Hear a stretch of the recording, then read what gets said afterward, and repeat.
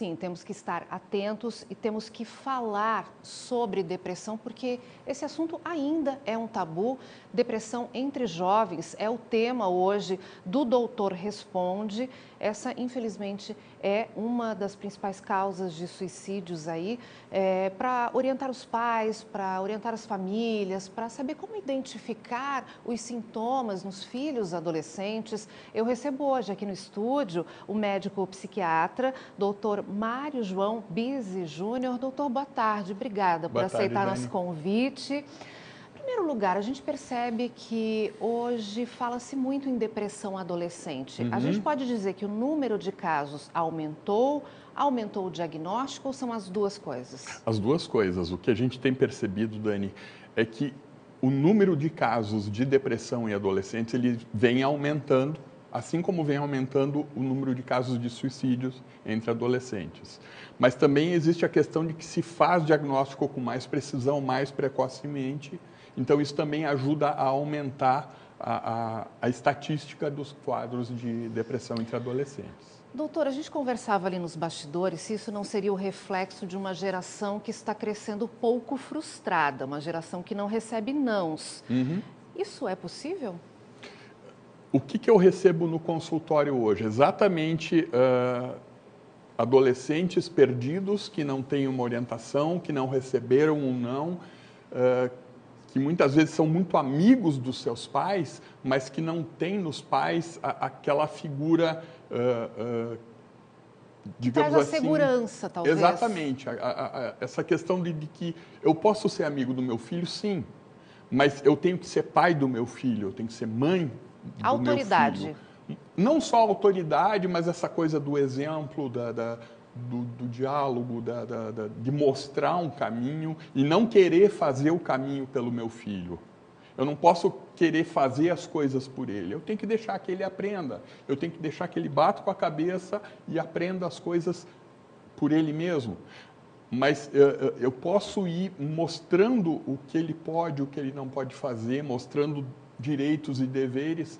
Hoje o adolescente está muito perdido. Eu recebo no consultório adolescentes que não têm nenhum referencial do que eles querem profissionalmente, pessoalmente. Agora, se a gente seguir essa linha de raciocínio, alguns pais que talvez estejam enfrentando essa situação em casa vão se sentir culpados. E não precisa, porque todos estamos tentando aprender e precisamos lembrar que muitas vezes a depressão ela é química, não apenas de fundo emocional, comportamental, né? É isso que a gente tem que ter claro. Assim, ninguém está tentando achar um culpado para o que está acontecendo. Não é questão de culpabilizar os pais, mas sim entender que por terem tido uma educação muito rígida, né, numa geração anterior, eles resolveram ser mais maleáveis e essa maleabilidade ficou demais. Como é que eu identifico que o meu filho, o meu sobrinho, o meu neto, enfim, eles estão passando por dificuldades? Eu vou perceber que o comportamento deles mudou. Eles estão mais quietos, mais cabisbaixos, conversam menos, mais irritadiços. No adolescente é muito comum eu perceber mais a irritabilidade como um sintoma de que alguma coisa não está bem. Mas essa já não é uma característica própria da adolescência?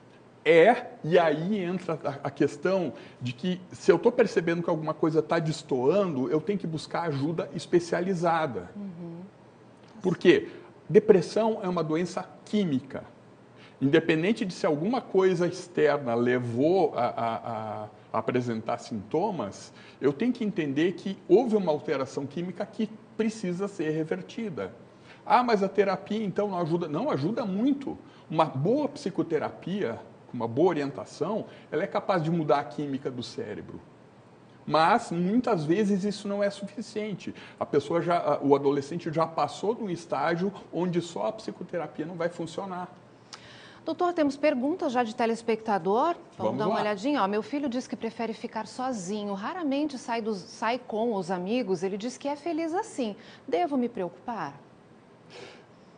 A gente não pode generalizar nenhuma situação, mas, ok, ele diz que é feliz, mas ele está mostrando que está feliz. Se ele sempre foi assim, sempre foi mais retraído, mais tímido, Ok, é uma característica de personalidade, mas se o comportamento dele mudou, eu tenho que tentar identificar o que está acontecendo com ele. Doutor, a gente volta daqui a pouco, mas só para fazer um parênteses, a gente percebe que o adolescente hoje ele tem um outro comportamento em relação a nós adolescentes, né? Ele está mais em casa, ele está mais no celular, ele está mais no computador, ele está mais retraído mesmo, né? Então nem sempre isso é um sintoma de problemas, né? Exato. Faz parte dessa mudança de comportamento de uma geração inteira, né? Doutor, daqui a pouquinho a gente volta, então, para responder as suas dúvidas, mande mensagens 991015372.